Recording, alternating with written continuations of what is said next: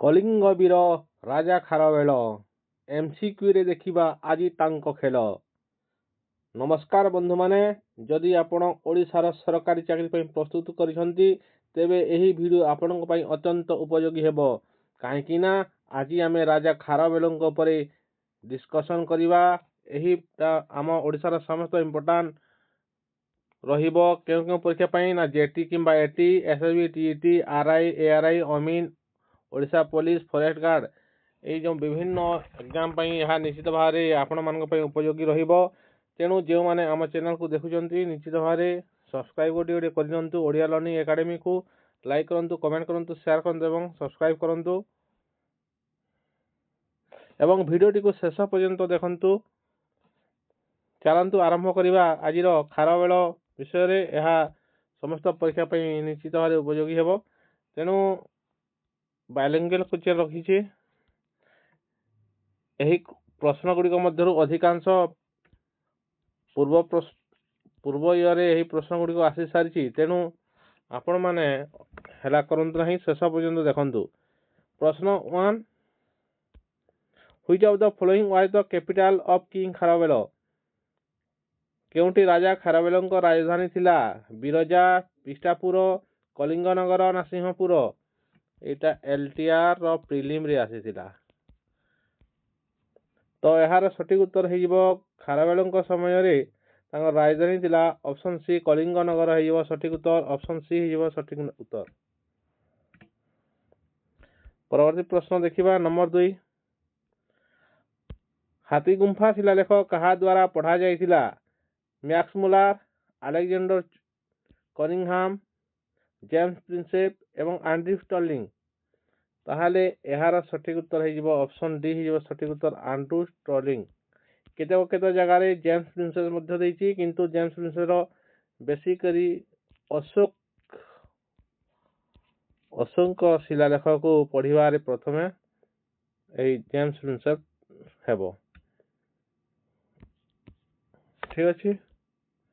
ପରବର୍ତ୍ତୀ ପ୍ରଶ୍ନ ଦେଖିବା। ଏଠାରେ କିନ୍ତୁ ଆଣ୍ଡ୍ରିଉ ଷ୍ଟର୍ଲିଂ ହେବ। ଠିକ ଅଛି। 3 ନମ୍ବର ପ୍ରଶ୍ନ ଦେଖିବା। କଳିଙ୍ଗର ରାଜା ଖାରବେଳ କେଉଁ ବଂଶ ସହ ସମ୍ପୃକ୍ତ ଥିଲେ? King Kharavela was associated with which dynasty? କେଉଁ ଡାଇନେଷ୍ଟି ସହିତ ଆସୋସିଏଟ ଅଟନ୍ତି କିଏ? କିଙ୍ଗ ଖାରବେଳ। ତ ଏହା ଅପସନରେ ଅଛି ସାତବାହନ ବଂଶ, ମହାମେଘବାହନ ବଂଶ, ରଥ ବା ଭୋଜକ ବଂଶ ଏବଂ ବୋଧି ବଂଶ। ତାହେଲେ ଏହାର ସଠିକ ଉତ୍ତର ଆପଣମାନେ ସମସ୍ତେ ଜାଣିଛନ୍ତି ନା ଖାରବେଳ ଥିଲେ ମହାମେଘବାହନ ବଂଶର। ତାଙ୍କର ପୁରା ନାମ କଣ ଲେଖୁଥିଲେ? ମହାମେଘବାହନ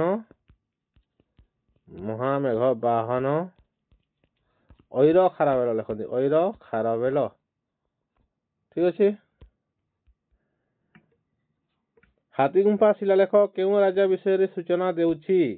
ଅଶୋକ, ହର୍ଷବର୍ଦ୍ଧନ, ଖାରବେଳ ନା କନିଷ୍କ? ତାହେଲେ ଏହାର ସଠିକ ଉତ୍ତର ହାତୀଗୁମ୍ଫା ଶିଳାଲେଖଟା ଖାରବେଳଙ୍କ ବିଷୟରେ ସୂଚନା ଦେଇଥାଏ। ଅପସନ୍ ସି ହେଇଯିବ ସଠିକ ଉତ୍ତର। ପରବର୍ତ୍ତୀ ପ୍ରଶ୍ନ ଦେଖିବା। In which regnal year did Kharabela fortify Rajgriha? Kharabela କେଉଁ ରାଜ୍ୟାଭିଷେକ ବର୍ଷରେ ରାଜଗୃହକୁ ସୁରକ୍ଷିତ କରିଥିଲେ? ତାହେଲେ ଏହାର ସଠିକ ଉତ୍ତର ହେଇଯିବ ଅଷ୍ଟମ ବର୍ଷ। ଅପସନ୍ ଡି ହେଇଯିବ ସଠିକ ଉତ୍ତର। ପରବର୍ତ୍ତୀ ପ୍ରଶ୍ନ। ରାଜା ଖାରବେଳ କେଉଁ ଶିଳାଲେଖ ସହ ସମ୍ପର୍କିତ? ଗିରନାର ସ୍ତମ୍ଭ ଶିଳାଲେଖ ବା ସାରନାଥ ଶିଳାଲେଖ, ଜୁନାଗଡ଼ ସ୍ତମ୍ଭ ଶିଳାଲେଖ କିମ୍ବା ହାତୀଗୁମ୍ଫା ଶିଳାଲେଖ? ତାହେଲେ ଏହାର ସଠିକ ଉତ୍ତର ହେଇଯିବ ହାତୀଗୁମ୍ଫା ଶିଳାଲେଖ। ଅପସନ୍ ଡି ହେଇଯିବ ସଠିକ ଉତ୍ତର। এই ସାରନାଥ ଶିଳାଲେଖ କାହାର ଆପଣମାନେ କମେଣ୍ଟ ମାଧ୍ୟମରେ କହନ୍ତୁ। କେଉଁ ରାଜା ସହିତ ସମ୍ପୃକ୍ତ ସାରନାଥ ଶିଳାଲେଖ? ପରବର୍ତ୍ତୀ ପ୍ରଶ୍ନ 7 ନମ୍ବର ପ୍ରଶ୍ନ। ଖାରବେଳ କେଉଁ ବର୍ଷରେ ମଗଧର ଗୋରଖଗିରି ଉପରେ ଆକ୍ରମଣ କରିଥିଲେ? ଅଷ୍ଟମ ବର୍ଷ, ନବମ ବର୍ଷ, ଦଶମ ବର୍ଷ ନା ଦ୍ୱାଦଶ ବର୍ଷ? ତାହେଲେ ଏହାର ସଠିକ ଉତ୍ତର ହେଇଯିବ ଅପସନ୍ ଏ ହେଇଯିବ ସଠିକ ଉତ୍ତର, ଅଷ୍ଟମ ବର୍ଷ। ପରବର୍ତ୍ତୀ ପ୍ରଶ୍ନ। କଳିଙ୍ଗର ରାଜା ଖାରବେଳ କେଉଁ ବଂଶର ଥିଲେ? କଦମ୍ବ ବଂଶର, ହରିୟାଣା ବଂଶର, ଚେଦି ବଂଶର ନା କଳିଙ୍ଗ ବଂଶର?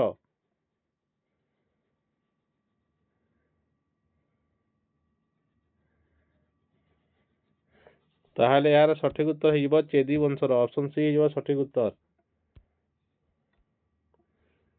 ଖାରବେଳ କାହାକୁ ପରାଜିତ କରି କଳିଙ୍ଗ ଜିନ୍‌ଙ୍କ ପ୍ରତିମା ଫେରାଇ ଆଣିଥିଲେ?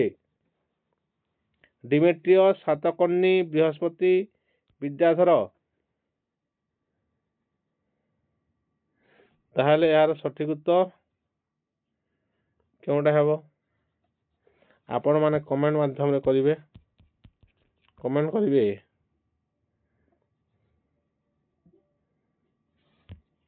ନୂଆ ପ୍ରଶ୍ନ, ଏହାର ସଠିକ ଉତ୍ତର କଣ ହେବ? କଳିଙ୍ଗ ଜିନ୍‌ଙ୍କ ପ୍ରତିମାକୁ ଫେରାଇ ଆଣିଥିଲେ।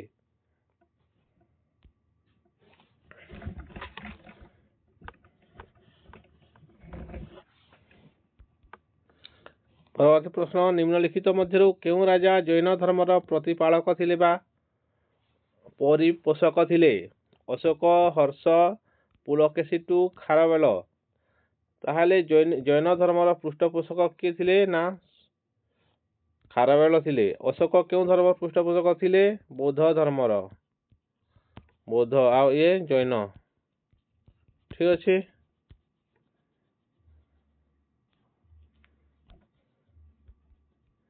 ପରବର୍ତ୍ତୀ ପ୍ରଶ୍ନ, ଖାରବେଳ କେଉଁ ରାଜ୍ୟାଭିଷେକ ବର୍ଷରେ କଳିଙ୍ଗ ନଗରୀର ଦ୍ୱାର ପ୍ରାଚୀର ନିର୍ମାଣ ଗୁଡ଼ିକୁ ମରାମତି କରାଇଥିଲେ? ଦ୍ୱିତୀୟ ବର୍ଷ, ପ୍ରଥମ ବର୍ଷ, ତୃତୀୟ ବର୍ଷ ନା ପଞ୍ଚମ ବର୍ଷ? ତାହେଲେ ଏହାର ସଠିକ ଉତ୍ତର ହେଇଯିବ ଅପସନ ବି ହେଇଯିବ ସଠିକ ଉତ୍ତର ଦ୍ୱିତୀୟ ବର୍ଷରେ। ସିଂହାସନ ଆରୋହଣ ରାଜ୍ୟାଭିଷେକର ଦ୍ୱିତୀୟ ବର୍ଷରେ କଳିଙ୍ଗ ନଗରୀର ଦ୍ୱାର ପ୍ରାଚୀର ଏସବୁକୁ ସେ ମରାମତି କରାଇଥିଲେ। ପ୍ରଥମ ରାଜ୍ୟ ଅଭିଷେକ ବର୍ଷରେ କଳିଙ୍ଗ ନଗରୀର ମରାମତି ପାଇଁ ଖାରବେଳ କେତେ ଧନ ବ୍ୟୟ କରିଥିଲେ? ତାହେଲେ ଏହାର ସଠିକ ଉତ୍ତର ହେଇଯିବ ଅପସନ ସି 35 ଲକ୍ଷ ମୁଦ୍ରା। 35 ଲକ୍ଷ ମୁଦ୍ରା। ଠିକ ଅଛି।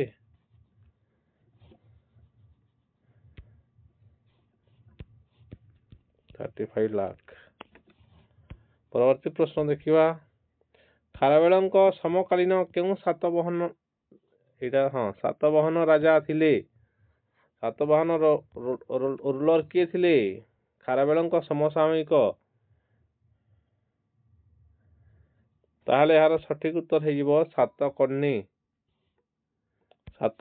ସାତବାହନ ରାଜା ସାତକର୍ଣ୍ଣୀ ଥିଲେ ଖାରବେଳଙ୍କ ସମସାମୟିକ। ପରବର୍ତ୍ତୀ ପ୍ରଶ୍ନ, ଦକ୍ଷିଣପଥ ଅଭିଯାନ ସମୟରେ ଖାରବେଳଙ୍କ ସେନା କେଉଁ ନଦୀ ପର୍ଯ୍ୟନ୍ତ ଅଗ୍ରସର ହୋଇଥିଲା? ଗୋଦାବରୀ, ନର୍ମଦା, କୃଷ୍ଣା ନା କାବେରୀ? ତାହେଲେ ଏହାର ସଠିକ ଉତ୍ତର ହେଇଯିବ ଅପସନ ସି କୃଷ୍ଣା।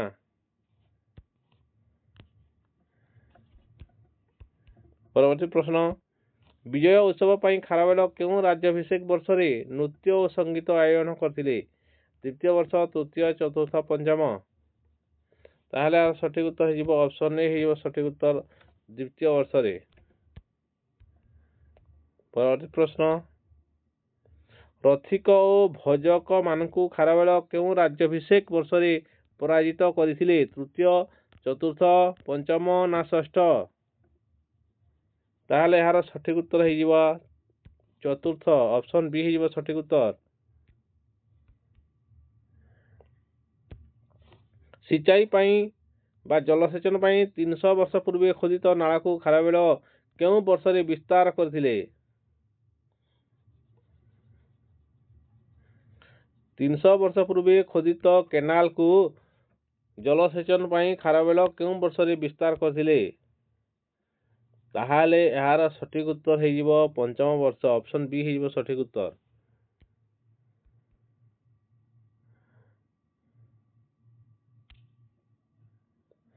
ପରବର୍ତ୍ତୀ ପ୍ରଶ୍ନ ଦେଖିବା, 17 ନମ୍ବର ପ୍ରଶ୍ନ ଉତ୍ତର ହେଲା କେଉଁଟା? ଅପସନ ବି ଚତୁର୍ଥ ବର୍ଷ, ଅପସନ ବି ପଞ୍ଚମ ବର୍ଷ। ପରବର୍ତ୍ତୀ ପ୍ରଶ୍ନ ଦେଖିବା, नगर और ग्राम अंचल कर मुक्ति देवा द्वारा खारवेलଙ୍କ केउं नीति प्रतिफलित हुए? सामरिक विस्तार, धार्मिक सहिष्णुता, लोकहितकारी शासन ना प्रशासनिक केंद्रीकरण? ताहले यार सठिक उत्तर हो लोकहितकारी शासन। लोक मानकु सुहाइला परि शासन हो सठिक उत्तर। कौन करथिले? ग्रामांचल कर को मुक्त कर देथिले। ठीक अछि। परवर्ती प्रश्न, खारवेल केउं राज्याभिषेक वर्ष रे पिता होइथिले? षष्ठ, सप्तम, अष्टम, नवम? ताहले यार सठिक उत्तर हो सप्तम वर्ष रे। खारवेलଙ୍କ वीरता शुणी केउं जबगन शासक मथुरारू पलायन करथिले? खारवेलଙ୍କ वीरता को शुणी केउं जबन शासक मथुरारू पलायन करथिले? ना मेनांडर, डिमेट्रियस, दिमित बा दिन्नित, आलेक्जेंडर? ताहले यार सठिक उत्तर हो ऑप्शन सी दिमित। ऑप्शन सी हो सठिक उत्तर। परवर्ती प्रश्न, खारवेल केउं राज्याभिषेक वर्ष रे ब्राह्मण और अर्हत मानकु धन बंटन करथिले? अष्टम वर्ष, नवम वर्ष, दशम वर्ष, एकादश? ताहले यार सठिक उत्तर हो नवम वर्ष। ऑप्शन बी हो सठिक उत्तर। निज विजय गुड़ी को स्मरणीय करिवा पई खारवेल केउं स्मारक निर्माण करथिले? यार सठिक उत्तर हो महाविजय प्रसाद बा ग्रेट विक्टोरी प्लेस। परवर्ती प्रश्न, in which regnal year did Kharavela campaign up to the banks of the Ganga? Kharavela केउं राज्याभिषेक वर्ष रे गंगा तट पर्यंत अभियान करथिले? दशम वर्ष, एकादश, द्वादश ना त्रयोदश? ताहले यार सठिक उत्तर हो द्वादश वर्ष। ऑप्शन सी हो सठिक उत्तर। परवर्ती प्रश्न देखिबा, अंग और मगधर केउं राजा युद्ध बिना खारवेलଙ୍କ पाखरे आत्मसमर्पण करथिले? बृहस्पति मित्र, पुष्यमित्र, अजातशत्रु, महापद्मनंद?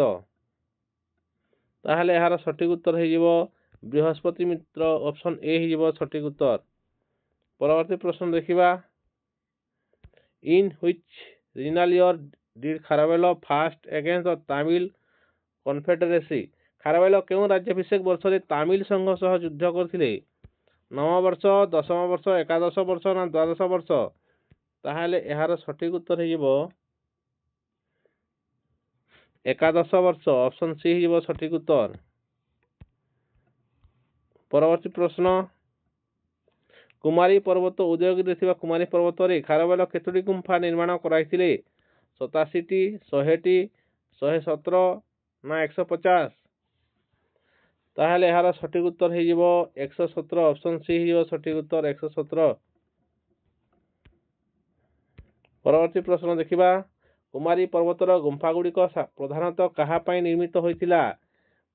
केवल बौद्ध सन्यासी, केवल जैन सन्यासी, ब्राह्मण ना जैन अन्य धर्मर सन्यासी? ताहले यार सठिक उत्तर हो केवल जैन सन्यासी मानक पई एटा गुंफा गुड़िक निर्मित होइथिला।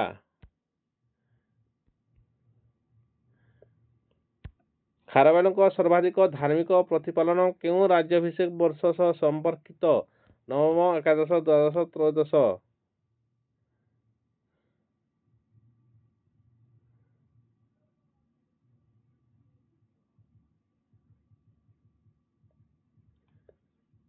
खारवेलଙ୍କ सर्वाधिक धार्मिक प्रतिपालन केउं राज्याभिषेक वर्ष सह संपर्कित होइथिला? ताहले यार सठिक उत्तर हो एकादश वर्ष।